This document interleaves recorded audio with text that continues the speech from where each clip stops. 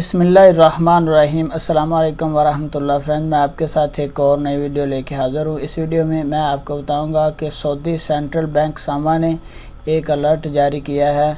वो क्या अलर्ट है वो इस वीडियो में आपके साथ शेयर करता हूँ। तो इससे पहले अगर आप लोगों ने हमारे चैनल को सब्सक्राइब नहीं किया तो कर लें। इस तरह की इन्फॉर्मेटिव वीडियोज़ हम चैनल पे अपलोड करते रहते हैं। सऊदी सेंट्रल बैंक ने एक SMS से होशियार रहने का कहा है। सऊदी सेंट्रल बैंक सामा ने सार्फिन को कहा है कि वो धोखे पर मबनी SMS से होशियार रहें।